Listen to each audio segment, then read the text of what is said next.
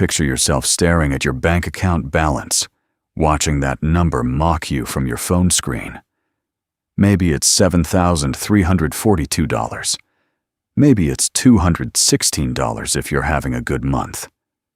Either way, that first $1,000 feels about as achievable as climbing Mount Everest in flip-flops. Meanwhile, some financial guru online is telling you that once you hit $10,000, the next $10,000 comes twice as fast, and you're thinking, yeah, right. Tell that to my credit card bill. Here's the thing. That guru isn't lying.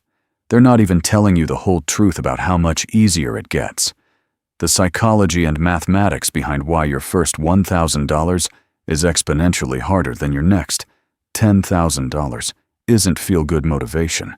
It's cold, hard science that most people never understand, which is exactly why they stay broke. My name is Nick, and I spend way too much time thinking about why some people effortlessly build wealth, while others work their whole lives with nothing to show for it. If you're tired of feeling like you're running on a financial treadmill, hit subscribe, because we're about to dive into the psychological warfare happening in your brain every time you try to save money. When you picture wealthy people, what comes to mind? Someone who never struggled with money? Someone born with a special financial gene you missed out on? Here's the truth. The difference between people who build wealth and people who don't has almost nothing to do with how much they make, and everything to do with understanding the invisible psychological forces working against them. Your brain is literally wired to sabotage your financial success. Neuroscientists call it temporal discounting. Your brain values immediate rewards way more than future ones. Spending $50 on dinner tonight feels incredible. Saving that same $50 for some abstract future version of yourself feels like watching paint dry. But here's where it gets interesting. The same mechanism that makes saving your first $1,000 feel impossible is exactly what makes the next $10,000 feel effortless, once you learn to work with it instead of against it. The first barrier is the house money effect. Your brain treats money differently depending on how you got it.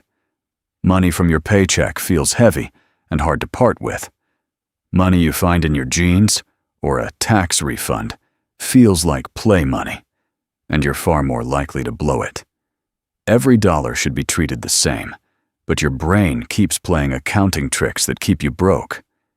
Then there are the money scripts buried in your subconscious, beliefs planted in childhood that are still running your financial life.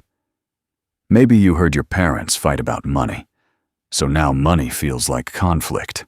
Maybe you heard, "We can't afford that." So often you believe you're just not the type of person who gets nice things. These invisible scripts make decisions for you every day, and most people never even notice they're there. Here's the deeper issue. Your brain was evolutionarily programmed to keep you alive, not to make you wealthy. For most of human history, grabbing available resources immediately was the survival move. There was no guarantee they'd still be there tomorrow. That ancient software is still running, screaming at you to spend now because what if there's no food tomorrow? It's irrational in the modern world, but your brain doesn't know that. So when you're saving, you're not just fighting your income, you're fighting your own biology. But here's where the story flips. Once you cross certain psychological thresholds, saving stops feeling like deprivation and starts feeling like achievement. Psychologists call this self-efficacy, your belief in your own ability to succeed at something. At $0 saved, $10,000 feels impossible, so your brain doesn't even try picturing it. But the moment you hit your first $1,000, something clicks. You now have proof you're the type of person who can save. This is measurable. People who save their first $1,000 are exponentially more likely to save their next one. And here's where the math gets fun. That first $1,000 depends almost entirely on your own behavior, spending less than you earn. But once you have money saved, compound growth starts doing work for you. Say you save $100 a month, At zero return, your first $1,000 takes exactly 10 months. 10 months of saying no to things, feeling like you're making zero progress, watching friends think you've lost it. That stretch feels like an eternity. But keep saving that same $100 a month, now earning a conservative 7% annual return. Nothing exotic, just normal stock market history. And things change. Your second $1,000 takes about 9 months instead of 10. Your third takes 8.5. By the time you're working toward $10,000, each new thousand is taking under 6 months.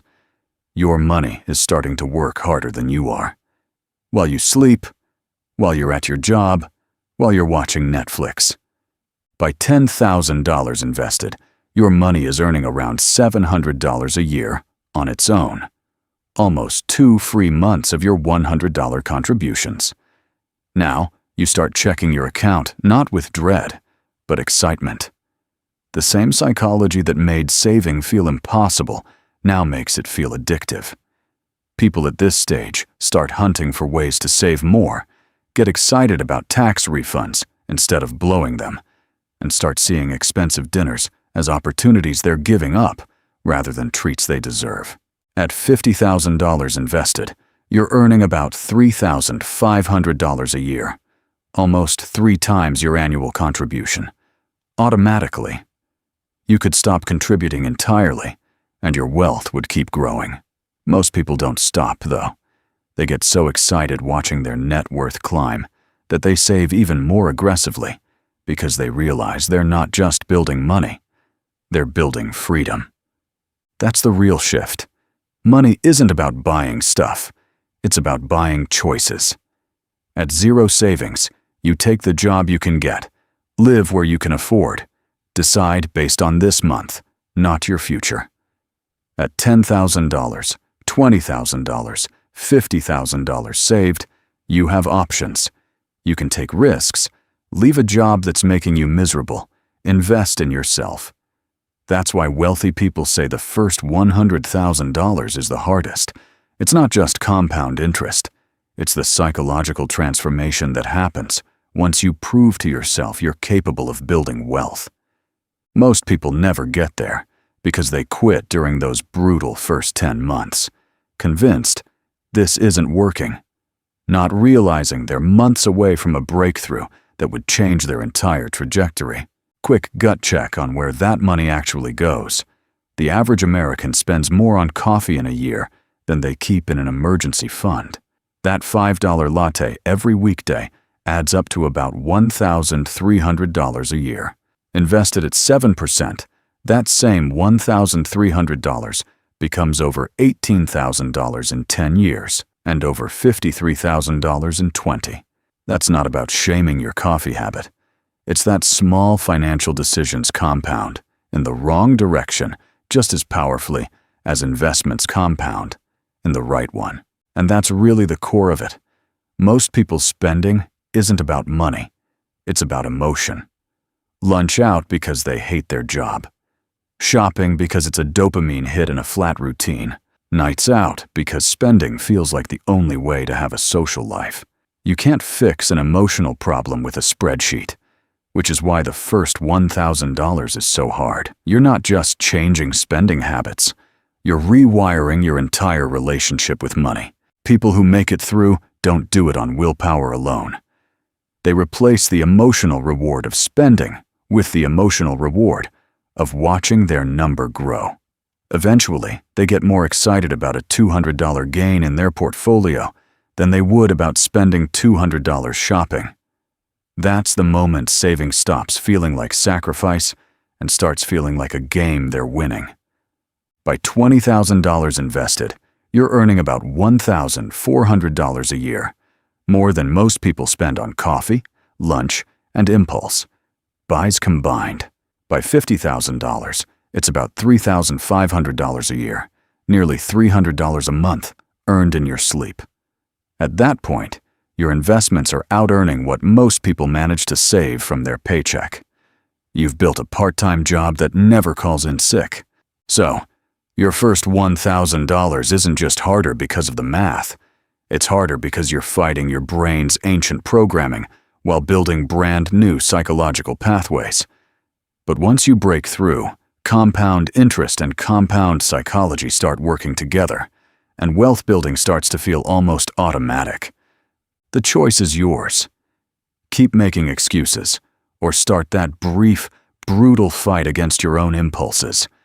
Your future millionaire self is waiting.